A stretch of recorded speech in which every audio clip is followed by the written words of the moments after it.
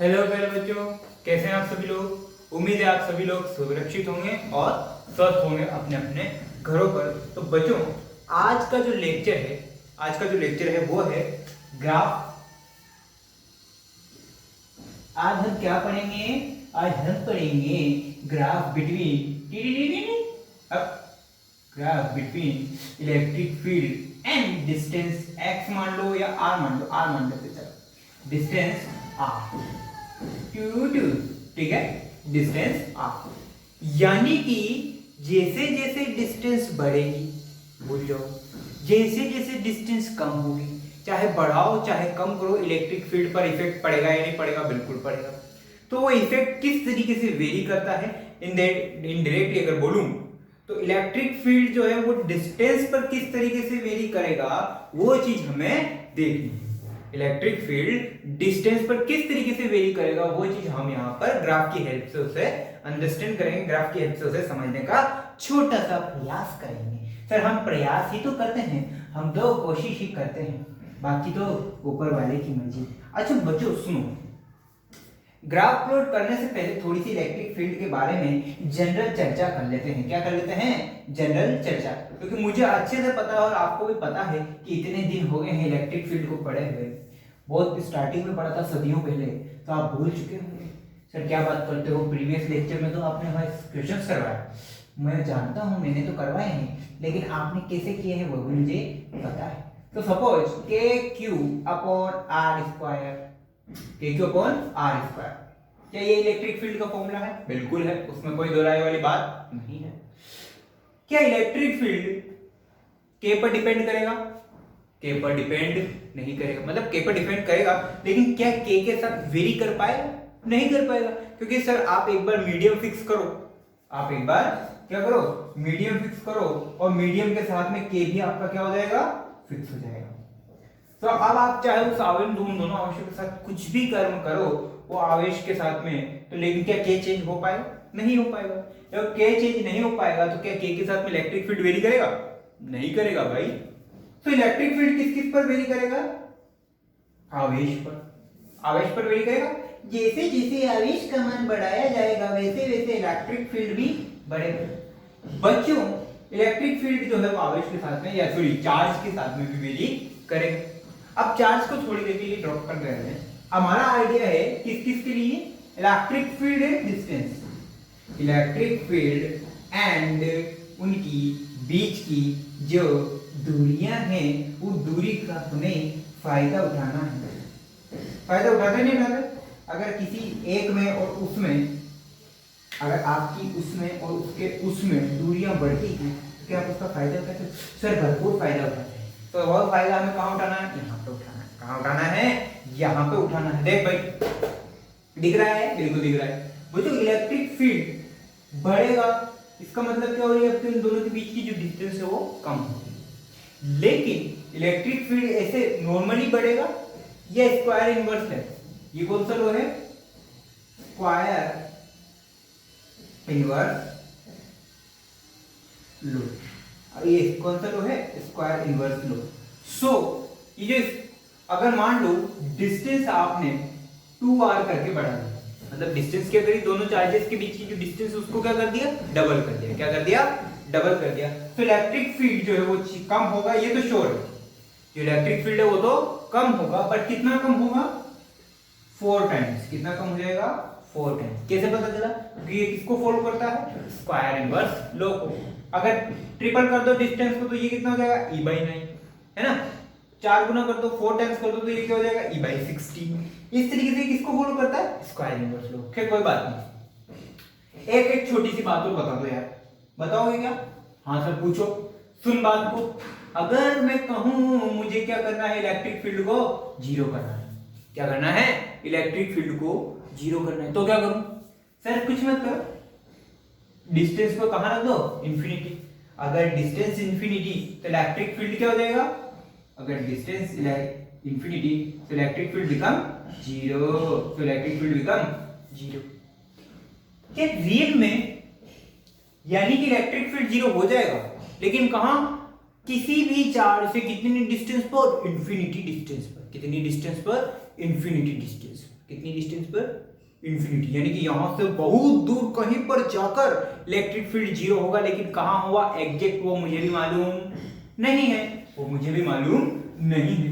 अच्छा बच्चों, अब सुनो, अब इन दोनों के बीच में मैं संबंध बनाता हूं। क्या बनाता हूं?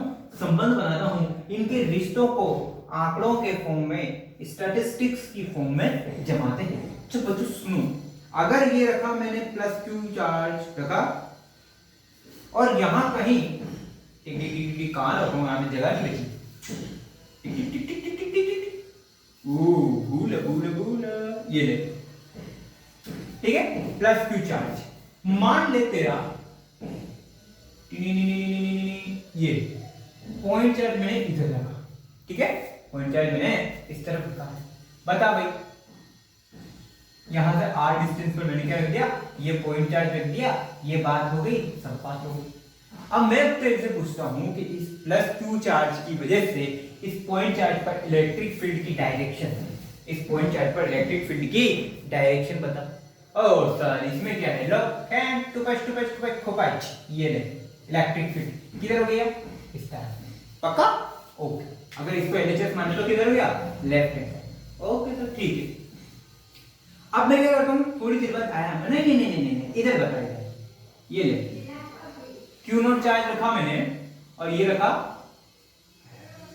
ये R1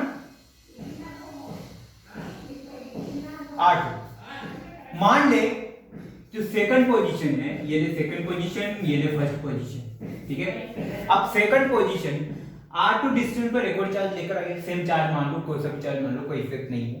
बस मुझे इतना पता दे कि सेकंड पॉइंट पर इलेक्ट्रिक फील्ड की डायरेक्शन किधर होगी? सॉरी, इधर किधर होगी? इस डायरेक्शन, यानी कि E2 किधर होगा?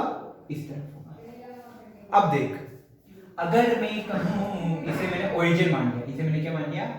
ओरिजिन।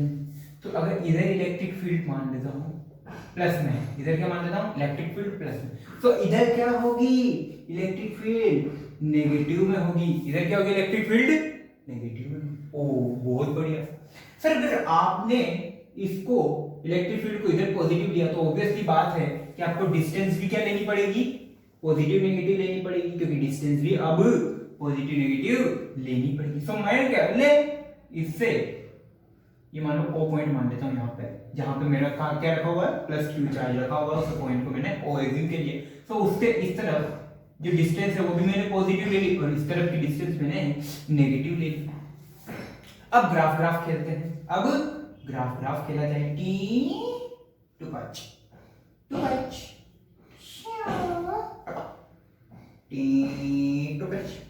ये क्या है? ओरिजिन है। ये क्या है? ओरिजिन है। ओरिजिन पर मैंने प्लस क्यू चार्ज रखा। क्या पुट किया बेटा? Plus Q charge. अच्छा बच्चों, एक तरफ मैं मान लेता हूं डिस्टेंस, एक तरफ क्या मान लेता हूं? डिस्टेंस।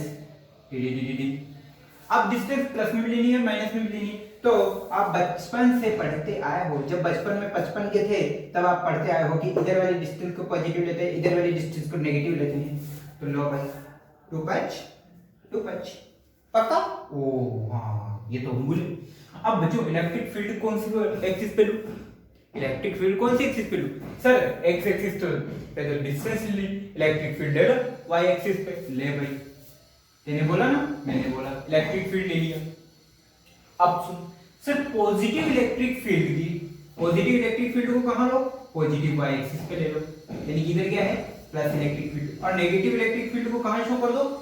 नेगेटिव वाई एक्सिस पे। ये सिर्फ ग्राफ को प्लॉट करने के लिए है। इलेक्ट्रिक फील्ड, ये दोनों क्या है? ग्राफ को प्लॉट करने, ग्राफ में प्लॉट करने के लिए मैंने इसको वाई एक्सिस पे लिया है। बट रियल में जिधर डिस्टेंस है उधर ही इलेक्ट्रिक फील्ड। देख ले, डिस्टेंस भी इधर ही है, तो इलेक्ट्रिक फील्ड भी इधर ही। अगर इसको मैं वेक्टर एज्यूम कर लूं डिस्प्लेसमेंट को, सो डिस्प्लेसमेंट की डायरेक्शन भी इधर और वेक्टर इलेक्ट्रिक फील्ड की डायरेक्शन भी इधर, यानी कि दोनों क्या है? सेम डायरेक्शन में। बट बच्चों, मुझे इलेक्ट्रिक फील्ड बनाना है, इसलिए मैंने एक्स वाई प्लेन लिया। यहां पे कौन सा प्लेन लिया? X y plane. बस इतना सा फर्क है, ठीक है। मुझे यहाँ पर ये आई कैप जे कैप नहीं ले रहा हूं मैं, यहाँ पे ध्यान देना, आई कैप जे कैप के कैप की बात नहीं कर रहा हूं मैं। सिर्फ और सिर्फ किसके बारे में बात कर रहा हूँ? इलेक्ट्रिक फील्ड और डिस्टेंस या डिस्प्लेसमेंट के बीच में मुझे ग्राफ प्लॉट करना है, इसलिए मैंने 2D ग्राफ यहाँ पे एज्यूम किया, ठीक है। पक्का ना, डाउट की कोई संभावना नहीं है। अब अगर आपको बोला जाए कि स्क्वायर इनवर्स ग्राफ कैसे होता है, सुन बात को, कि जैसे जैसे डिस्टेंस बढ़ाएगा वैसे वैसे इलेक्ट्रिक फील्ड को कम करेगा, जैसे जैसे डिस्टेंस को बढ़ाएगा वैसे वैसे इलेक्ट्रिक फील्ड क्या होगा, कम होगा। यानी कि जब डिस्टेंस मिनिमम थी, जब डिस्टेंस मिनिमम थी, जब डिस्टेंस मिनिमम थी तो आपका ग्राफ क्या था, इलेक्ट्रिक फील्ड कितना, मैक्सिमम, मान लो यहाँ मैक्सिमम और यहाँ। अरे नहीं सर, ग्राफ तो जीरो से प्लॉट करते हैं। अरे दादा, आर को जीरो रख, इलेक्ट्रिक फील्ड कितना हो जाएगा, इंफिनिटी। तो जीरो रख या जीरो से कुछ ज्यादा रख, कहां से ग्राफ स्टार्ट होगा इलेक्ट्रिक फील्ड के लिए, इंफिनिटी से। तो गलती से भी आपके भागीदारी नहीं बनना। चलो, अब जैसे जैसे मैं डिस्टेंस बढ़ाऊंगा वैसे वैसे इलेक्ट्रिक फील्ड क्या होगा, कम होगा। तो इलेक्ट्रिक फील्ड कम होगा डिस्टेंस बढ़ाने पर, तो ग्राफ मेरा इस तरीके से चलता हुआ आया बेटा। अब मैं क्या करता हूँ, इसको इन दोनों से मिला देता हूँ। मिला दूं, नहीं मिलाने का क्यों, क्योंकि अगर आपने इस ग्राफ को यहाँ कहीं पे डिस्प्लेसमेंट वाली एक्सिस से मिला दिया या डिस्टेंस वाली एक्सिस से मिला दिया, इसका मतलब क्योंकि इस वाली एक्सिस पे क्या है, इलेक्ट्रिक फील्ड जीरो है। इलेक्ट्रिक फील्ड क्या है इस वाली एक्सिस पे, जीरो है। अब अगर इस वाली एक्सिस पे इलेक्ट्रिक फील्ड जीरो, लेकिन क्या आपका इलेक्ट्रिक फील्ड कभी जीरो हो सकता है, नहीं हो सकता, कभी भी जीरो नहीं हो सकता। जीरो कहाँ होगा, इन्फिनिटी पे, मुझे पता नहीं है, लेकिन कहाँ होगा, इन्फिनिटी पे। इन्फिनिटी पे होगा, इसका मतलब कि ये दोनों ग्राफ, ये ग्राफ जो है इस वाली लाइन से इस डिस्प्लेसमेंट एक्सिस से कभी भी मिलना नहीं है। इन दोनों का मिलन कभी भी संभव नहीं होगा, इन दोनों का मिलन कभी भी संभव नहीं होगा। तो ये कौन सा गाना गाएंगे, मिलन अभी आधा अधूरा है, मिलन अभी आधा अधूरा। ओ सर, बस। तो इसको मैंने क्या बोल दिया, E is inversely proportional to R square, inversely proportional to R square। आई बात समझ? अच्छा, ये बात हुई इस तरफ की, ये बात कहाँ हुई, इस तरफ की। अगर मैं कहूँ कि इधर बनाओ, तो बच्चों इधर भी नेगेटिव, इधर भी नेगेटिव। अब आपको ऑटोमेटिकली पता चल रहा होगा, इलेक्ट्रिक फील्ड भी नेगेटिव और डिस्प्लेसमेंट भी नेगेटिव। तो इन दोनों के बीच में ग्राफ तो ऐसा आएगा, ग्राफ की शेप तो क्या होगी, सेम होगी, लेकिन E भी नेगेटिव, R भी नेगेटिव। ये कौन सा क्वाड्रेंट आ जाएगा, इधर देख, E भी नेगेटिव और R भी नेगेटिव, यानी ये शेप कहाँ आएगी, इस तरह से। ऑटोमेटिकली पता चला नहीं चला, ऑटोमेटिकली पता चला नहीं चला, देख ले भाई, आपको अच्छे से पता चल गया कि E और R के बीच में ग्राफ तो इस तरीके से आएगा, कर्व ऐसी आएगी, ठीक है।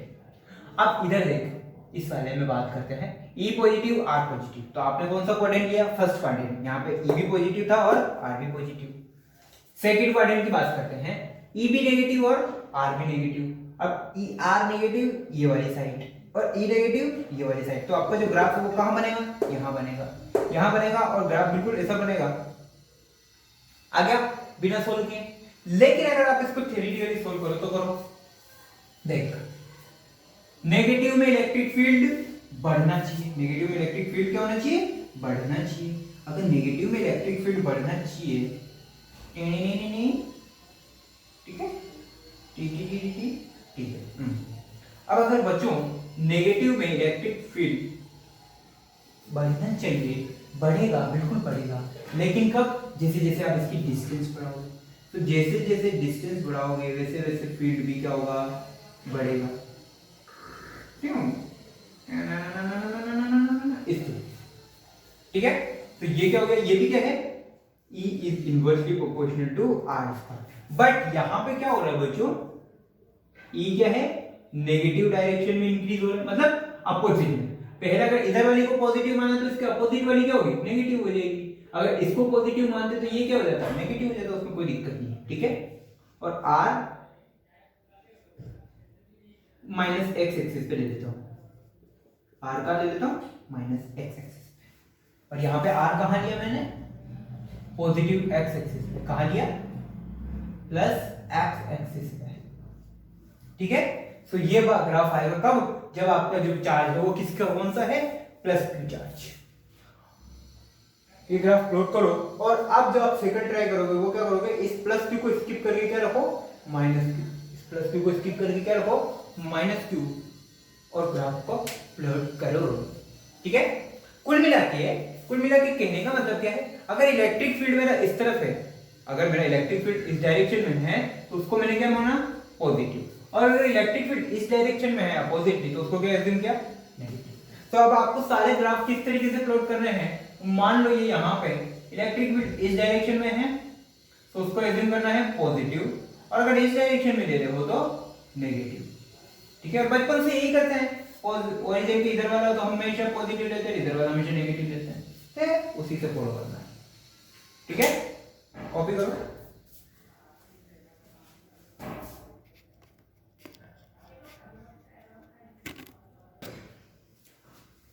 ओके बच्चों, अभी हमने किसके लिए ड्रॉ किया ग्राफ, प्लस क्यू के लिए। किसके लिए ड्रॉ किया, प्लस क्यू।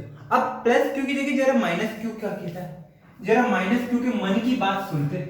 हर एक चार्ज अपने दिल की बात कहता है और वो दिल की बात आपको सुनना आना चाहिए। बहुत बकवास कर दी सर। ये लो, मान लो यहाँ पर r1 डिस्टेंस रखी पे एक और पॉइंट चार्ज q0 रखा हुआ है, और ये आवेश, ये जो चार्ज है, सॉरी हिंदी में बोल के मैं भी पता नहीं क्या हो गया, ये माइनस क्यू चार्ज है, और माइनस क्यू चार्ज से r2 डिस्टेंस पर, माइनस क्यू चार्ज से r2 डिस्टेंस पर एक और पॉइंट चार्ज रखा हुआ है q0। ओके ओके, अब जरा इसकी कहानी सुनो। ये अपनी जुबानी, अपनी कहानी कुछ इस तरीके से बयां करता है, सुनिएगा, गौर फरमाइएगा, सुनिए। माइनस क्यू चार्ज इस q0 चार्ज पर इलेक्ट्रिक फील्ड लगाएगा, कंफर्म लगाएगा। किस तरफ लगाएगा, इधर या इधर, बिल्कुल अपनी तरफ अट्रैक्ट करेगा, क्योंकि इसकी टेंडेंसी क्या है, माइनस की, अपनी तरफ, पॉइंट चार्ज को अपनी तरफ अट्रैक्ट करने की। तो मान लो ये इस अपनी तरफ इसको अट्रैक्ट किया तो फोर्स भी किधर होगा, इस तरफ, इलेक्ट्रिक फील्ड भी किधर होगा, इस तरफ। यानी कि अब देख, जब तेने डिस्टेंस पॉजिटिवली, मतलब इस तरफ की डायरेक्शन को क्या मानते हैं, पॉजिटिव, और इस तरफ की डायरेक्शन को क्या मानते हैं, नेगेटिव। बहुत बढ़िया, तो ये पॉजिटिव, ये नेगेटिव, सॉरी ये पॉजिटिव और ये नेगेटिव, यानी कि यहाँ पर डिस्टेंस तो क्या ली, पॉजिटिव, क्या ली, पॉजिटिव। और इलेक्ट्रिक फील्ड जो है वो किस में लेना है अब आपको, नेगेटिव। अब किस में लेना है, नेगेटिव। क्यों, क्योंकि इलेक्ट्रिक फील्ड की डायरेक्शन देखना है यार, बोलोगे इलेक्ट्रिक फील्ड की डायरेक्शन चेंज हो गई, इस तरफ जा रहा है इलेक्ट्रिक फील्ड, तो इस तरफ जो जाने वाला है उसको क्या लेते हैं, नेगेटिव। इधर बात कर, अब अगर तू ओरिजिन के इधर जा रहा है, ओरिजिन के इस तरफ जा रहा है, तो डिस्टेंस तो तेरी क्या होगी, नेगेटिव, डिस्टेंस तो तेरी क्या हुई, नेगेटिव। और इलेक्ट्रिक फील्ड कैसा हो गया, अच्छा इधर इलेक्ट्रिक फील्ड की डायरेक्शन इस तरफ, इधर इलेक्ट्रिक फील्ड की डायरेक्शन क्या होगी, वो पॉजिटिव चार्ज अपनी तरफ बुलाएगा, अपनी तरफ बुलाएगा, तो जाने का है, पॉजिटिव चार्ज अपनी तरफ, sorry negative charge point charge को अपनी तरफ बुलाने का है। लेकिन क्या इसको जाने का है, बिल्कुल जाने का है। और अगर जाने का है तो इलेक्ट्रिक फील्ड जो क्या होगा, पॉजिटिव या नेगेटिव, पॉजिटिव, पॉजिटिव या नेगेटिव, पॉजिटिव, क्योंकि आप क्या कर रहे हो, इलेक्ट्रिक फील्ड को इस तरफ लेके जा रहे हो, और इस तरफ की डायरेक्शन को आपने क्या एज्यूम किया है, पॉजिटिव। सो इसके लिए बात करें तो R1 पॉजिटिव और E1 नेगेटिव, टॉन्किंग, ये ई देने में ना पॉजिटिव। अगर डिस्टेंस आपने क्या ली, पॉजिटिव, तो इलेक्ट्रिक फील्ड कैसा आया, नेगेटिव आया, यानी कि पॉजिटिव और नेगेटिव, पॉजिटिव और नेगेटिव, पॉजिटिव और negative, electric field negative, distance positive. Simple सा ग्राफ, बिना बकवास, इस तरीके से बना लो। भाई आपको पता है ग्राफ तो ऐसा ही बनेगा, लेकिन कौन से क्वाड्रेंट में बनेगा वो आपको पता चलेगा। ग्राफ तो ऐसा ही बनेगा, क्योंकि इनवर्स लो है, और इनवर्स लो के लिए ग्राफ हमेशा ऐसा बनता है। अब ऐसा तो बन गया, ऐसा तो बन चुका है, लेकिन कौन से क्वाड्रेंट में, ये यहाँ पे डिस्टेंस तो पॉजिटिव हो और इलेक्ट्रिक फील्ड नेगेटिव हो। आगे इधर R2 के लिए बात, ये बात करी मैंने E1 के लिए, E1 inversely proportional to R1 का स्क्वायर। ठीक है, अब बात करते हैं सेकंड टाइम, डिस्टेंस तो हो नेगेटिव और इलेक्ट्रिक फील्ड हो पॉजिटिव, डिस्टेंस तो हो नेगेटिव और इलेक्ट्रिक फील्ड हो पॉजिटिव। सो ग्राफ तो बच्चों ऐसा ही बनेगा, ग्राफ तो ऐसा ही बनेगा, लेकिन अब क्या है, अब कुछ इस तरीके से R2 का स्क्वायर,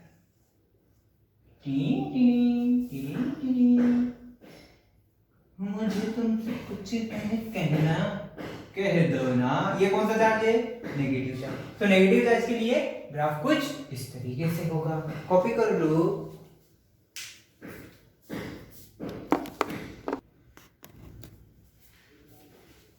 ओके बच्चों, अब बात करते हैं, अभी तक हमने क्या किया, सिर्फ एक चार्ज के लिए, सिंगल चार्ज के लिए ग्राफ प्लॉट किया। एक तरफ प्लस ले लिया, एक तरफ एक बार माइनस ले लिया, और उन दोनों के लिए मैंने क्या किया, ग्राफ प्लॉट कर दिया। क्या उन दोनों की कहानी क्लियर है? बिल्कुल, कहानी उनकी हमें क्लियर है। क्या उन दोनों की जवानी आपको क्लियर है?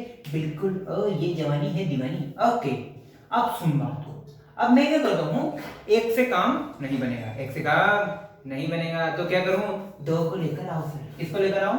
दो को लेकर आओ। अब अगर दो को लेकर आया बच्चों, सुनो, एक और मान लिया प्लस क्यू, एक और मान लिया प्लस क्यू, मैग्नीट्यूड भी सेम और नेचर भी सेम, मैग्नीट्यूड भी सेम और नेचर भी सेम। ओके, ये मान लिया इधर और ये मान लिया इधर। सर कहीं मुझे ओके, ये उन दोनों को लाइन जोड़नी है। हो गया, हो गया। अब बच्चों सुनो, अब मैं क्या कर सकता हूं, अगर प्लस क्यू चार्ज है तो इलेक्ट्रिक फील्ड के लिए, अगर सिर्फ दोनों की नेचर भी सेम है, तो इलेक्ट्रिक फील्ड के लिए मैं क्या करता हूं, अब पॉइंट चार्ज को अलग अलग तरीके से रखते हैं, अब पॉइंट चार्ज को अलग अलग तरीके से रखते हैं। इस प्लस क्यू चार्ज की वजह से क्या इधर इलेक्ट्रिक फील्ड होगा, क्यू नोड पर इस तरफ इलेक्ट्रिक फील्ड होगा, क्या इस तरफ इलेक्ट्रिक फील्ड होगा? हाँ होगा, होगा, बिल्कुल होगा। तो इधर जो इलेक्ट्रिक फील्ड होगा, मान लो उसे मैंने अज्यूम किया इस तरफ। इसी तरीके से अगर इस पॉइंट चार्ज के इस तरफ, इस पॉइंट चार्ज के इस तरफ मैं किसी चार्ज को रखूं, पॉइंट चार्ज क्यू नोट को, और वो मान लिया किसी डिस्टेंस, इसको r1 ले लेता हूं यार, और इसको r2, तो इसकी वजह से यहां पर इलेक्ट्रिक फील्ड होगा। ठीक, अगर पॉइंट चार्ज मैंने यहां रखा तो उसका इलेक्ट्रिक फील्ड इस डायरेक्शन में, और पॉइंट चार्ज मैंने यहां रखा तो उसका इलेक्ट्रिक फील्ड इस डायरेक्शन में होगा। इसका इलेक्ट्रिक फील्ड इस डायरेक्शन में और इसका इलेक्ट्रिक फील्ड इस डायरेक्शन में होगा। क्लियर है क्या? बिल्कुल क्लियर है सर। ये चीज तो क्लियर होगी। अगर मैंने इस प्लस क्यू चार्ज के कारण इधर रखा तो इलेक्ट्रिक फील्ड इधर, और प्लस क्यू के इस तरफ मैंने कोई चार्ज रखा तो उसका इलेक्ट्रिक फील्ड इधर हो गया। ठीक है, अब बात को सुन, मैं क्या कहना चाहता हूं, मैं इससे ये कहा कि तुझे क्या करना है, तुझे इन दोनों ग्राफ्स, इन दोनों चार्जेस के लिए एक ग्राफ प्लॉट करना है, लेकिन एक साथ प्लॉट करना है, लेकिन एक साथ प्लॉट करना है। ठीक है, मान लो मैंने यहां पे ले लिया प्लस क्यू चार्ज और इधर भी ले लिया प्लस क्यू चार्ज। ठीक है, अब बच्चों प्लस क्यू की वजह से अगर मैं इधर डिस्टेंस, भाई मैंने ओरिजिन के इधर के लिया है पॉजिटिव और ओरिजिन के इधर के लिया है नेगेटिव, तो इलेक्ट्रिक फील्ड कहां है? E1 इस तरफ। सो E1 क्या होगा? पॉजिटिव होगा सर, बिल्कुल होगा। अच्छा R1 क्या होगा? वो भी पॉजिटिव होगा। सो सपोज मैंने इसे लिया R1 और इसे लिया E1 का केस। पहले वाले चार्ज के लिए बात करो, ऐसे तो दोनों का मैग्नीट्यूड क्या है? सेम है, लेकिन मैं फर्स्ट केस की बात कर रहा हूं, इसलिए मैंने इसको केस 1 के लिए E1 R1 लिख लिया है और केस 2 के लिए E2 R2 लिख लिया है। इनकी वैल्यू सेम नहीं है, सॉरी इनकी वैल्यू डिफरेंस नहीं है, वैल्यू तो सेम है, बट मैंने अलग अलग केसेस पढ़ रहा हूं, इसलिए पहले इस केस को स्टडी किया, सो इस केस 1 के लिए मैंने E1 R1 ले लिया, बाद में इस केस 2 को स्टडी करूंगा, सो E2 R2 ले लिया। बल्कि इन दोनों का जो चार्ज का मैग्नीट्यूड है वो भी क्या है? सेम है, Q Q। ओके, चलो अब देखो, E भी पॉजिटिव R भी पॉजिटिव, E भी पॉजिटिव और R भी पॉजिटिव, तो ग्राफ कैसा आना चाहिए? ग्राफ बिल्कुल ऐसा आना चाहिए। सही है, बिल्कुल सही है सर, उसमें कोई दिक्कत वाली बात नहीं है। अच्छा इधर देखो, E2 की बात करते हैं, इस तरफ ओरिजिन के इस तरफ क्या सारी डायरेक्शन आप नेगेटिव एज्यूम करते हो? हाँ नेगेटिव एज्यूम करते हैं। तो E2 क्या है? नेगेटिव। R2 क्या है बच्चों? डिस्टेंस क्या होगी? वो भी आपने नेगेटिव एज्यूम की। सो अगर इस केस के लिए मैं इधर एज्यूम करता हूं R2, अगर इस केस के लिए मैं इधर एज्यूम करता हूं R2 और इधर एज्यूम करूं E2, तो इधर माइनस, ये E2 इधर प्लस ठीक है। तो अब क्या होगा, डिस्टेंस भी नेगेटिव और इलेक्ट्रिक फील्ड भी नेगेटिव, ये ओरिजिन मान लिया, इसको मैं यहां लिख लेता हूं प्लस क्यू। अब बच्चों क्या होगा, इन दोनों के बीच में ग्राफ कहां आएगा, इस क्वाड्रेंट में आएगा, और कैसा आएगा ग्राफ, कुछ ऐसा आएगा, कुछ ऐसा आएगा, यानी कि यहां भी क्या होगा, E is directly inversely proportional to r square. E tends to, E zero कब होगा, जब distance tends to infinity. Same case यहां लिख देता हूं, E is inversely proportional to r square. E tends to zero कब, जब r टेंड्स टू इंफिनिटी। वही सारा केस है जो अभी तक हमने पढ़ा। अब मुद्दे की बात क्या है, मुद्दे की बात ये है, मुझे एक बात बताओ, क्या इलेक्ट्रिक फील्ड इस चार्ज का, प्लस क्यू चार्ज का इधर ही होगा और इस वाले प्लस क्यू चार्ज का इधर होगा, या इन दोनों के बीच में भी कुछ होगा? अरे भाई, ये वाला प्लस क्यू चार्ज इधर इलेक्ट्रिक फील्ड शो कर रहा है, कंफर्म पता है। ये वाला प्लस क्यू चार्ज इधर इलेक्ट्रिक फील्ड शो कर रहा है, ये तो कंफर्म है, लेकिन क्या इस साइड भी तो इलेक्ट्रिक फील्ड शो करेगा? हाँ, ये तो हमने ध्यान ही नहीं दिया। इधर देख, ये वाला प्लस क्यू चार्ज इधर जो है इलेक्ट्रिक फील्ड शो कर रहा है कंफर्म, लेकिन क्या ये वाला प्लस क्यू इधर भी तो शो करेगा? ओए हाँ, ये तो भूल ही गए साला। कुल मिला के जो ग्राफ है वो इस मिडल में भी कोई ना कोई ग्राफ तो आएगा। अब कैसे प्लॉट करें, सुन बात को देख। अगर इन दोनों के बीच में मैं बात करूं, इन दोनों के बीच में, इन दोनों का क्या है, मैग्नीट्यूड भी सेम, इन दोनों का मैग्नीट्यूड भी सेम है। अगर मैग्नीट्यूड सेम है, मैग्नीट्यूड इन दोनों का सेम है, तो कहीं ना कहीं बच्चों, अगर मिडिल पॉइंट की बात करूं मैं, बिल्कुल मिडिल पॉइंट, इन दोनों का बिल्कुल मिडिल पॉइंट ले लेता हूं P। अब इन दोनों का जो मिडिल पॉइंट है, इस मिडिल पॉइंट में इसके वजह से इलेक्ट्रिक फील्ड, इस वाले चार्ज की तरफ इलेक्ट्रिक फील्ड होगा इस तरफ, और इस वाले चार्ज की तरफ इलेक्ट्रिक फील्ड होगा इस तरफ। तो मैग्नीट्यूड सेम है, तो इलेक्ट्रिक फील्ड भी क्या होगा, इलेक्ट्रिक फील्ड का मैग्नीट्यूड भी क्या होगा, सेम, लेकिन इन दोनों की डायरेक्शन अपोजिट होगी। तो इस मिडल पॉइंट पर नेट इलेक्ट्रिक फील्ड कितना होगा, इस मिडल पॉइंट पर नेट इलेक्ट्रिक फील्ड कितना होगा, जीरो। इस मिडल पॉइंट पर नेट इलेक्ट्रिक फील्ड कितना होगा, जीरो। क्यों? क्योंकि यहां पर जो दो चार्ज लिए हुए हैं, इन दोनों चार्ज की नेचर भी सेम है और इन दोनों चार्जेस का मैग्नीट्यूड भी सेम है। तो इन दोनों के बीच में बिल्कुल मिडल पॉइंट पे क्या होगा, इलेक्ट्रिक फील्ड जीरो हो जाएगा। और अगर इलेक्ट्रिक फील्ड जीरो, यानी कि कहां होगा इलेक्ट्रिक फील्ड जीरो, आर वाली एक्सिस, जहां पर आपने डिस्टेंस एज्यूम करिए, इस वाली पूरी एक्सिस पे क्या है, इलेक्ट्रिक फील्ड जीरो हो सकता है, लेकिन एक्चुअल में कहां होगा, इस मिडिल पॉइंट पे। कहां होगा, इस मिडिल पॉइंट पे। अब अगर इधर बात करता हूं, इस तरफ, इस चार्ज के लिए इस डायरेक्शन में बात करता हूं, तो इधर की तरफ जो डायरेक्शन लिया वो क्या लिया, पॉजिटिव, और इलेक्ट्रिक फील्ड कैसे लिया, वो भी पॉजिटिव। सो इलेक्ट्रिक फील्ड भी पॉजिटिव और डिस्टेंस भी पॉजिटिव, यानी कि ये तो सीन बनेगा कुछ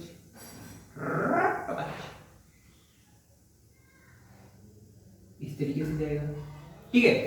अब बच्चे ये क्या करेगा, इलेक्ट्रिक फील्ड एक मिडिल पॉइंट पे आके क्या हो जाता है, जीरो हो जाता है। और अगर जीरो हो जाता है, यानी कि ये क्या करेगा, इसको अपनी तरफ टच करेगा, यहां पे टच करेगा। देखो यहां कहीं टच नहीं किया, क्यों? क्योंकि यहां पर इलेक्ट्रिक फील्ड जीरो कब है, जब R इंफिनिटी है, लेकिन यहां पर क्या है, इलेक्ट्रिक फील्ड जीरो है। यहां पे क्या है, इस मिडिल पॉइंट पे इलेक्ट्रिक फील्ड जीरो। क्यों? क्योंकि इन दोनों का मैग्नीट्यूड सेम है, और अगर मैग्नीट्यूड भी सेम है, नेचर भी सेम है, तो मिडिल पॉइंट पे क्या होगा, इनका इलेक्ट्रिक फील्ड जीरो होगा।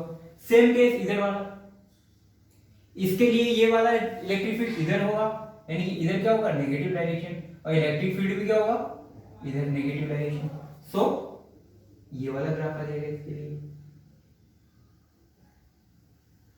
ठीक है। तो ये अगर दो चार्जेस रखे हुए हैं, दोनों का मैग्नीट्यूड भी सेम है और नेचर भी सेम है, तो उसके लिए इलेक्ट्रिक फील्ड का ग्राफ कैसा होगा, कुछ ऐसा होगा, ठीक है। अब बच्चों क्या हो सकता है इस केस में, और वेरिएशन कैसे हो सकता है, एक चार्ज छोटा हो जाए, एक चार्ज बड़ा हो जाए। मान लो इसका मैग्नीट्यूड 2 ही रखा, इसको इसकी जगह क्या लेके आ गया, 4 की। बच्चों इलेक्ट्रिक फील्ड वापस मिडल में जीरो होगा, इलेक्ट्रिक फील्ड वापस मिडल में जीरो होगा, लेकिन अगर यहाँ +4Q लेता हूं तो इसका इलेक्ट्रिक फील्ड ज्यादा होगा, और ये +Q है, इसका इलेक्ट्रिक फील्ड कम होगा। यानी कि जो इलेक्ट्रिक फील्ड यहाँ जीरो मिडल में हो रहा था, वो इलेक्ट्रिक फील्ड जीरो कहां होगा, इस +Q के पास में, इस +Q के पास में। कैसे होगा वो सब केस बताता हूं मैं भी आपको, पहले याद कॉपी करो।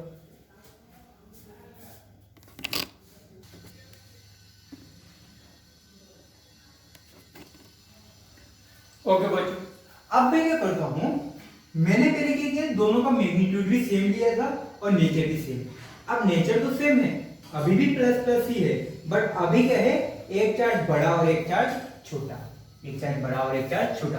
याद है इस तरीके का क्वेश्चन हमने कहां किया था, इलेक्ट्रोस्टैटिक फोर्स में किया था, जहां पे एक चार्ज बड़ा एक चार्ज छोटा। एक की वैल्यू मैंने 4 क्यू ली थी और एक की वैल्यू मैंने ओनली क्यू ली थी, याद है। अब मुझे बता, क्या इन दोनों के बीच में इलेक्ट्रिक फील्ड जीरो हो सकता है? भाई इधर वाला केस भी सेम है, इधर वाला केस वो तो एज इट इज है, बट बात करते हैं चेंजेस कहां आएंगे, मिडल में।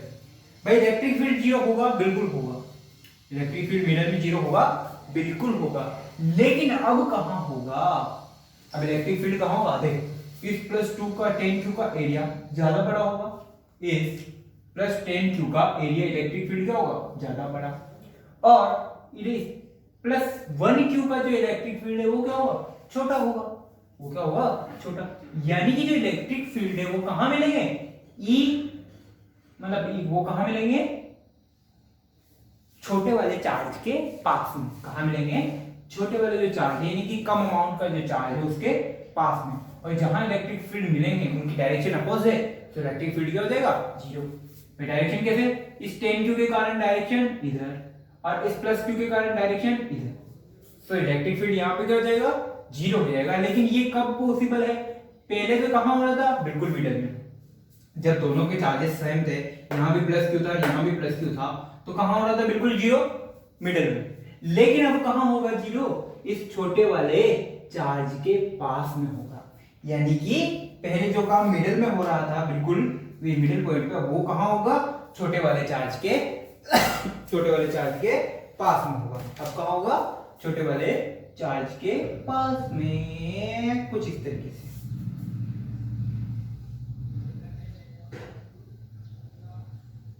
बिल्कुल कुछ इस तरीके से। देखो ये वाला मिडिल पॉइंट पहले कहां था, ये जो E इक्वल टू 0 है, ये पॉइंट कहां आ रहा था, बिल्कुल मिडिल। रीजन क्या था कि यहां भी प्लस क्यू था और यहां भी प्लस क्यू, बट अब क्या है, ये वाला चार्ज मैंने थोड़ा अमाउंट इसका बड़ा कर दिया और ये अमाउंट छोटा है, तो जो नेट इलेक्ट्रिक फील्ड जीरो है वो कहां होगा, जो छोटे वाला चार्ज है उसके पास में होगा।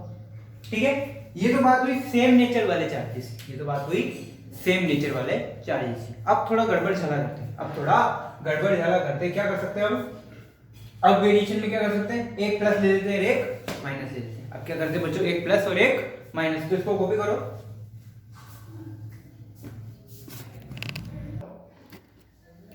ओके बच्चों, अब थोड़ा सा वेरिएशन लाते हैं। वेरिएशन बोले तो अभी हम क्या कर रहे थे, सेम नेचर के क्वेश्चन सोल्व कर रहे थे। क्या कर रहे थे, सेम नेचर के क्वेश्चन। अब मैं क्या करने वाला हूं, थोड़ा सा टिपिकल, थोड़ा सा घुमा देते हैं। घुमाने के मैं क्वेश्चन बहुत हार्ड करने वाला हूं, इतना हार्ड कि आप कभी एज्यूम कर ही नहीं सकते कभी, मतलब चलो ठीक है। अब मैं क्या करता हूं, एक तरफ प्लस क्यू ले लेता हूं और एक तरफ माइनस क्यू ले लेता हूं। एक तरफ प्लस क्यू और एक तरफ माइनस क्यू। सर ऐसा क्यों, चलो मैं थोड़ा सा यहाँ ले लेता हूँ साइड में, खोपचे में आ जाओ भैया। प्लस क्यू माइनस क्यू, ऐसा क्यों, ये चार्ज और ये कि दोनों के बीच की लाइन। अब मान लो अब इन दोनों के बीच में मुझे ग्राफ प्लॉट करना है, ओ सर ग्राफ प्लॉट करें, ये दुपच, ये दुपच, शाबाश, हो गया क्या, और हाँ इधर मान लिया मैंने, इधर मान लिया प्लस क्यू, इधर मान लिया माइनस क्यू चार्ज। अब देख भाई, ऊपर मैं मानता हूं इलेक्ट्रिक फील्ड ऊपर वाला बड़ा महान, और ये भी इलेक्ट्रिक फील्ड, ये डिस्टेंस, ये भी डिस्टेंस, ये पॉजिटिव डिस्टेंस, ये नेगेटिव डिस्टेंस, बहुत बढ़िया। ये नेगेटिव इलेक्ट्रिक फील्ड मैंने एज्यूम किया है, इधर भी इलेक्ट्रिक फील्ड की डायरेक्शन नेगेटिव, माइनस का मतलब अपोजिट डायरेक्शन से है। यहाँ पे उल्टी सीधी बातें मत सोचना, गोली मार दूंगा। ये माइनस का मतलब क्या है, अपोजिट डायरेक्शन। माइनस का मीनिंग क्या है, अपोजिट डायरेक्शन। हाँ बहुत बढ़िया। अब देख भाई, प्लस क्यू चार्ज की वजह से इलेक्ट्रिक फील्ड किधर किधर हो सकता है, सुन। प्लस क्यू चार्ज की वजह से इलेक्ट्रिक फील्ड इस तरफ भी होगा, इस तरफ भी होगा इलेक्ट्रिक फील्ड। हाँ अगर इस तरफ होगा तो डिस्टेंस भी इस तरफ ही होगी, डिस्टेंस भी इधर होगी। यानी कि प्लस क्यू चार्ज की वजह से इस तरफ की बात करें, यानी कि इस तरफ की बात करें तो इलेक्ट्रिक फील्ड भी क्या होगा, इस तरफ होगा, नीचे बनेगा नेगेटिव। भाई इस तरफ होगा तो क्या एज्यूम करी डायरेक्शन को, नेगेटिव। और डिस्टेंस भी क्या होगी, नेगेटिव हो जाएगी। तो जो ग्राफ आएगा वो कैसा आएगा, नीचे आएगा ग्राफ। और क्या बात है, पक्का? हाँ पक्का। अच्छा, अगर इसी चार्ज को अगर मैं इस -q चार्ज के साथ में इस तरीके से पॉइंट चार्ज लेता हूं तो वो भी क्या करेगा, इलेक्ट्रिक फील्ड इस तरफ लगाएगा। क्यों? अरे भाई माइनस का चार्ज है वो अपनी तरफ पॉजिटिव किसी भी अन्य चार्ज को क्या करेगा, अपनी तरफ अट्रैक्ट करेगा। अट्रैक्ट करेगा तो इलेक्ट्रिक फील्ड की डायरेक्शन भी क्या होगी, इस नेगेटिव चार्ज की अपनी तरफ होगी। तो डिस्प्लेसमेंट भी क्या होगा, पॉजिटिव होगा। डिस्प्लेसमेंट भी क्या होगा, पॉजिटिव। तो यहां से यहां की जो डायरेक्ट डिस्प्लेसमेंट है वो तो पॉजिटिव और electric field negative. So electric field negative और डिस्प्लेसमेंट पॉजिटिव। तो यहां पर जो ग्राफ आएगा वो कैसा होगा, नीचे वाला, यानी कि दोनों तरफ जो ग्राफ होगा वो कैसा होगा, नीचे बनेगा। ठीक है, E is inversely proportional to r square, E is inversely proportional to r square। यहां पर E के लिए आपने नेगेटिव डायरेक्शन में आ गया आपके, और डिस्टेंस क्या होगी, पॉजिटिव डायरेक्शन में होगी। ठीक है, अब दोनों के बीच की बात करते हैं, अब दोनों के बीच की बात कर लेते हैं। ऑब्वियसली बात है, इस प्लस क्यू चार्ज की वजह से इस तरफ जो इलेक्ट्रिक फील्ड है वो क्या होगा, जो इलेक्ट्रिक फील्ड है वो कौन होगा, इस डायरेक्शन में होगा, यानी कि पॉजिटिव डायरेक्शन में। यानी कि आप कहां एज्यूम करना है, यहां से स्टार्ट करना है। और डिस्टेंस क्या होगी, डिस्टेंस भी इधर ले रहे हो तो डिस्टेंस भी क्या होगी, पॉजिटिव हो जाएगी। डिस्टेंस भी पॉजिटिव हो जाएगी, इसका मतलब ग्राफ कुछ इस तरीके से आएगा। चलो इसकी बात करते हैं माइनस क्यू चार्ज के लिए। अगर माइनस क्यू चार्ज के लिए बात करूं, माइनस क्यू चार्ज के लिए यहां बात करता हूं, यहां मान लो मिडल में, ठीक है, यहाँ कोई चार्ज रखा हुआ है पॉइंटर। सो इस तरफ क्या होगा, ये अपनी तरफ बुलाएगा, यानी कि इलेक्ट्रिक फील्ड क्या होगा, पॉजिटिव हो जाएगा। और डिस्टेंस भी क्या होगी, पॉजिटिव हो जाएगी। सॉरी, डिस्टेंस क्या होगी, नेगेटिव हो जाएगी। डिस्टेंस क्या हो जाएगी, नेगेटिव हो जाएगी। यानी कि कुल मिला के ग्राफ आपका इस तरह से है। अब ये दोनों ग्राफ मिलेंगे तो है, इन दोनों का मिलना संभव है, यानी कि ये दोनों मिलने का तो पक्का है, इन दोनों का मिलना फिक्स है, इन दोनों का मिलन जरूरी, मिलन तो कंप्लीट होगा। लेकिन मिलन तो होगा, लेकिन मुझे बताओ क्या ये इस पर कट करेंगे, इस वाली एक्सिस पर कट करेंगे। इस वाली एक्सिस पर कट करने का मतलब क्या, कि इस वाली एक्सिस पर कट करने का मतलब है कि इलेक्ट्रिक फील्ड क्या होना चाहिए, जीरो। क्या प्लस क्यू और माइनस क्यू के बीच में इलेक्ट्रिक फील्ड कभी जीरो होगा, बीच में कभी जीरो नहीं होगा। अरे भाई, माइनस क्यू की वजह से इलेक्ट्रिक फील्ड इधर, प्लस क्यू की वजह से भी इलेक्ट्रिक फील्ड इधर। सो नेट इलेक्ट्रिक फील्ड तो जुड़ गया रे, नेट इलेक्ट्रिक फील्ड तो जुड़ गया। तो माइनस, तो बीच में तो इलेक्ट्रिक फील्ड जीरो होने का कोई चांस नहीं है। सो नहीं है तो इन दोनों को ऑब्वियसली मिला दो,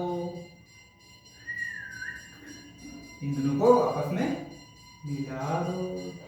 लेकिन कभी भी इनको जीरो नहीं करना, कभी भी इनको जीरो नहीं करना। ठीक है, ये होगा प्लस क्यू और माइनस क्यू। फिर यहाँ पर वैल्यू बढ़ा देगा, उसमें कोई घबराने वाली बात नहीं है। याद है आपको इस तरीके से रिलेटेड क्वेश्चन हमने कहाँ किए, इलेक्ट्रोस्टैटिक फोर्स में। बट वहां पर मैंने आपको क्या सिखाया था, चार्ज को बीच में लेके आए, एक किसी में चार्ज को बाहर लेके गए थे, याद है वही कैसे देते हैं।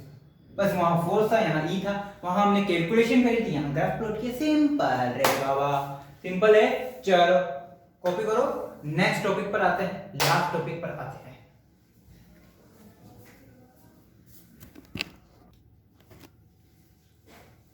ओके बच्चों, जो नेक्स्ट केस है वो है हमारा फोर्स एंड फील्ड। क्या है, फोर्स एंड फील्ड। बच्चों मैंने आपको अभी क्या सिखाया था, इलेक्ट्रोस्टैटिक फोर्स हम पढ़ चुके हैं, इलेक्ट्रिक फील्ड हम पढ़ चुके हैं। अब इन दोनों को कंबाइंड रूप से किस तरीके से लिखा जा सकता है वो भी देखो। मैंने आपको इस तरीके से सिखाया है, मान लो कि इस तरीके से कोई इलेक्ट्रिक फील्ड है। क्या है, इस तरीके से कोई इलेक्ट्रिक फील्ड है, और इस इलेक्ट्रिक फील्ड में कोई चार्ज रखा हुआ है Q। मैं पॉइंट चार्ज की बात नहीं कर रहा हूं, मैं नॉर्मल कोई भी चार्ज ले सकता हूं। ये पॉइंट चार्ज हो भी सकता है और नहीं भी हो सकता है, हो भी सकता है और नहीं भी हो सकता है।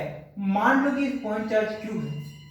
अब अगर ये किसी इलेक्ट्रिक फील्ड में पॉइंट चार्ज को मैं पॉइंट चार्ज नहीं, कोई भी नॉर्मल चार्ज है Q। तो अब अगर मैं बात करूं इस चार्ज Q की, तो ये चार्ज कुछ ना कुछ फोर्स एक्सपीरियंस करेगा, इस पर क्या लग रहा हो, कुछ ना कुछ फोर्स एक्सपीरियंस करेगा ये चार्ज अपने आप को। व्हेन, अगर मैं इसे लिखूं, when a charge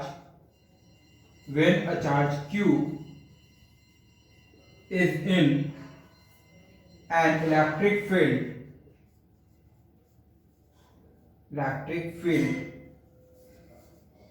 E, then it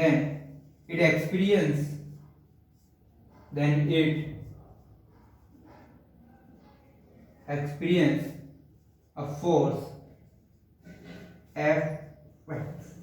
अगर कोई चार्ज Q किसी इलेक्ट्रिक फील्ड E में रखा हुआ है तो उस पर एक फोर्स लग रहा होगा जो कि किसके इक्वल होगा, Q इंटू E के इक्वल होगा। किसके इक्वल होगा, Q इंटू E के इक्वल होगा।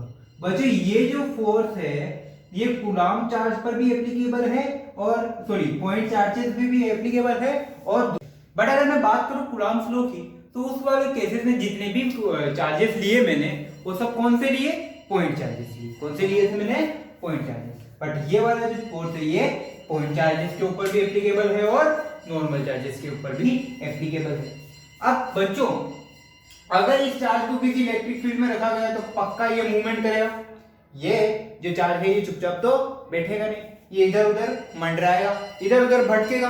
अगर ये इधर उधर भटकेगा अब क्या होगा कि ये जो पॉइंट पॉइंट चार्ज है, बार बार यार मेरे को पॉइंट चार्ज आता है।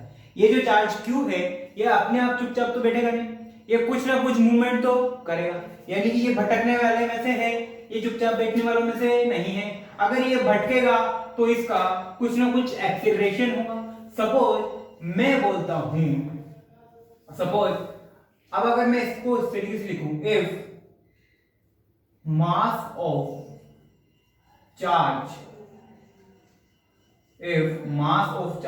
Q is स्मॉल m, अगर मान लो इसका चार्ज का मास भी दे दिया मैंने small m and it accelerate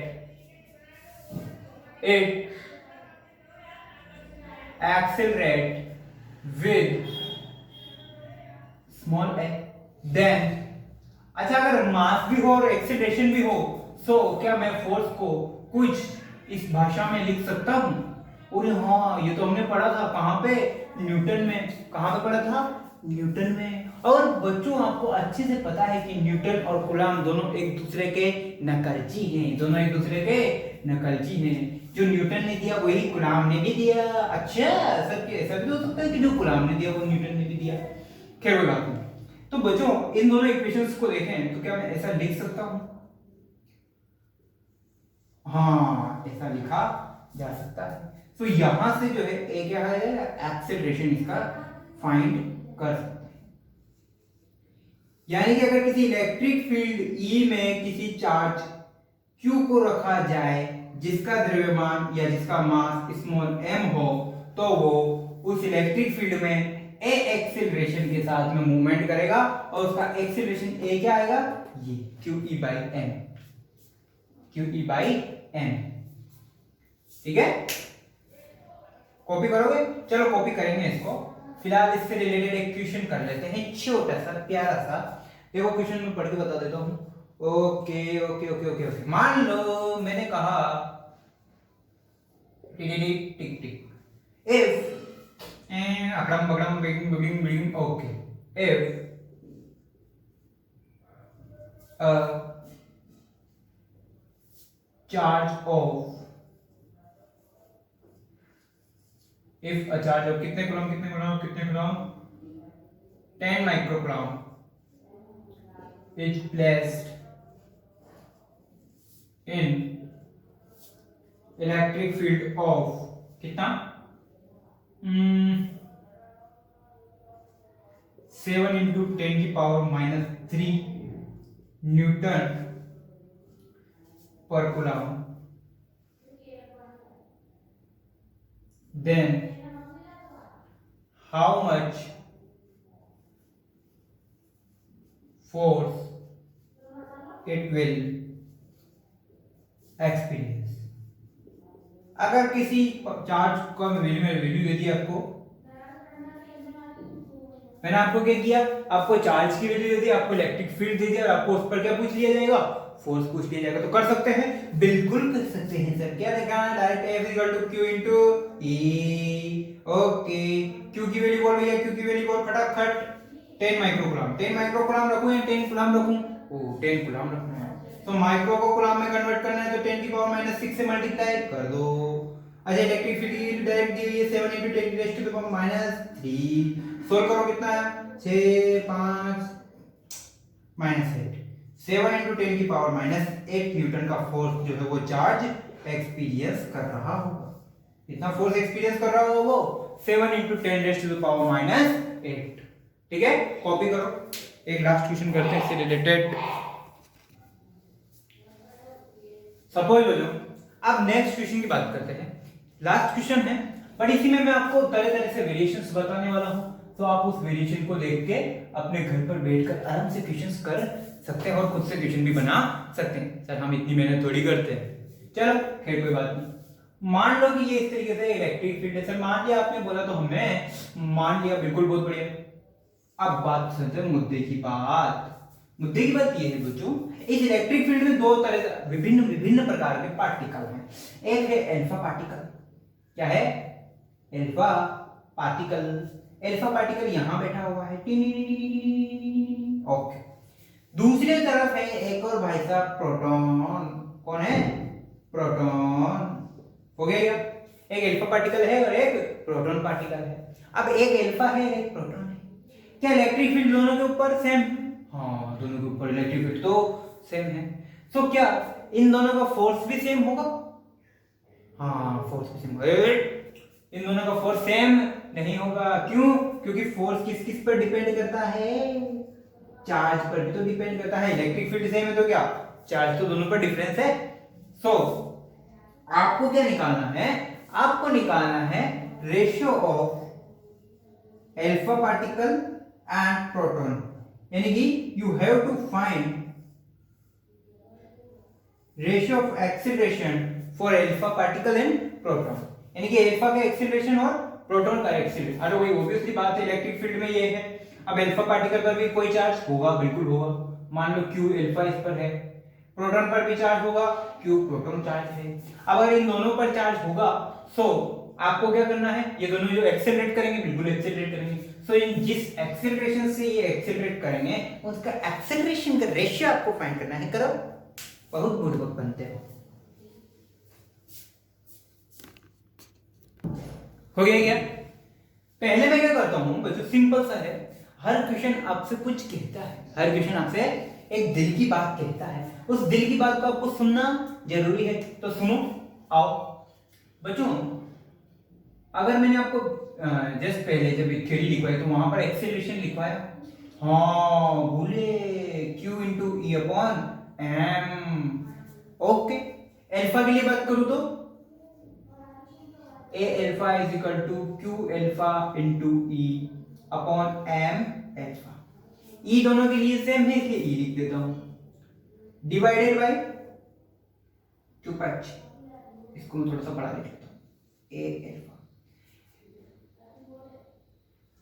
alpha proton के लिए लिखो, Q proton into electric field upon mass of proton. ठीक है। सो अगर इन दोनों को सॉल्व करूं तो फाइनल मेरे पास क्या मिल जाएगा? A alpha upon acceleration of proton is equal to alpha पर charge upon mass of alpha. इधर इसको ये मास ऑफ प्रोटॉन ऊपर चला जाएगा, so mass of proton into charge on proton. ठीक है। सो इस तरीके से मेरी इक्वेशन बन जाएगी। इसको मैंने जनरल सोल्व कर लिया, ठीक है ना। अब अगर इन दोनों को जनरल सोल्व कर लिया, अब मुझे क्या रिलेशन पता होना चाहिए? अल्फा और प्रोटॉन के बीच में एक रिलेशन पता होना चाहिए, तो मैं आपको बता देता हूं। अच्छा, प्रोटॉन पर चार्ज कितना होता है? बुले बुले बुले बुले बुले बुले बुले बुले। अबे गधों, जितना इलेक्ट्रॉन पर चार्ज होता है उतना ही प्रोटॉन पर चार्ज होता है। इलेक्ट्रॉन पर माइनस होता है तो प्रोटॉन पर प्लस होता है। इस तरीके के क्वेश्चंस मैंने चार्ज के इंट्रोडक्शन में आपको सिखाया था। और हाँ, बुले बुले बुले बुले पाप लगेगा तुम लोगों को, देखना तुम लोग। ठीक है। अब बात करते हैं बेटा मास की। मास of alpha particle is 4 time of mass of proton particle, यानी कि प्रोटॉन के मास का 4 गुना क्या होता है? अल्फा का पार्टिकल का मास होता है। अगर चार्ज की बात करूं सो प्रोटॉन पर जितना चार्ज होता है उसका 2 टाइम्स अल्फा पार्टिकल पर चार्ज होता है, यानी कि अल्फा क्या है, मस्त आदमी, अल्फा क्या है, मस्त। तो अल्फा क्या है, अल्फा पर आवेश जो अल्फा पर जो चार्ज है वो भी 2 टाइम्स ऑफ प्रोटॉन पर चार्ज। अल्फा का जो मास है वो 4 टाइम्स ऑफ प्रोटॉन का मास। सो एम अल्फा की जगह क्या लिख सकता हूँ, 4 into mp, और क्यू अल्फा की जगह क्या रख सकता हूँ 2 into क्यू। पुट करो a alpha a proton is equal to q alpha की जगह पुट किया मैंने 2 into qp dot mp upon m alpha की जगह पुट किया मैंने 4 into mp और इधर qp की जगह qp। कट करो, किसका आंसर आएगा, a alpha upon a proton. qp mp से qp mp कट, तो 2/4 बोले तो 1/2, यानी कि इन दोनों का रेशियो कितना आया, अल्फा पार्टिकल और प्रोटॉन पार्टिकल का जो एक्सीलरेशन का रेशियो कितना आया, 1/2। So alpha particle a alpha ratio a proton is equal to 1:2, यानी कि कितने रेशियो में वो एक दूसरे को एक्सीलरेट वो आपस में एक्सीलरेट करेंगे, 1:2 के। ठीक है। अब अच्छा क्वेश्चन तुम यहाँ पे वैरायटी कैसे कर सकते हो, प्रोटॉन इलेक्ट्रॉन दे देगा, प्रोटॉन इलेक्ट्रॉन दे देगा, ठीक है, प्रोटॉन इलेक्ट्रॉन देता तो आपसे वो क्या करवाता बच्चों, प्रोटॉन इलेक्ट्रॉन देने के बाद आपको प्रोटॉन की मास की वैल्यू भी पता है और इलेक्ट्रॉन की मास की वैल्यू भी पता है, आपको दोनों के चार्जेस भी पता है, तो डायरेक्ट वो यहाँ रेशियो निकलवाया, डायरेक्ट वहाँ पे वैल्यू निकलवा देता, उसमें कोई दिक्कत वाली बात नहीं है। ठीक है, इस तरीके से आपको डिफरेंट डिफरेंट वैरायटी के क्वेश्चंस यहाँ पे दे सकता है। मैंने आपको इस तरीके का ये रिलेशन दिया। अब मैं क्या करता हूँ, मान लो मैंने आपको दो मीडियम दे दिए, यहाँ पे क्या दे देता, मीडियम दे देता, एक तो वैक्यूम में दिए ये F equal to q into, ये क्या है वैक्यूम में, अब इसी को मैं मीडियम में लेके चला जाऊंगा, तो आपको रिलेटिव परमिटिविटी वाले क्वेश्चन सोल्व करने हैं, याद है मीडियम वाला सोल्व करवाया है मैंने। इस तरीके से आपको वेराइटीज यहाँ पर मिलती जाएगी। ठीक है, बट आपको मेन कंसेप्ट ये आपको ध्यान में रखना है। ठीक है, तो नेक्स्ट क्लास में हम आगे पढ़ेंगे। जो नेक्स्ट क्लास का लेक्चर है वो थोड़ा सा इंपॉर्टेंट है, बोर्ड के पॉइंट ऑफ व्यू से भी और कंपटीशन के हिसाब से ज्यादा इंपॉर्टेंट है। सो बच्चों आज के लिए यही डिस्मिस करते हैं।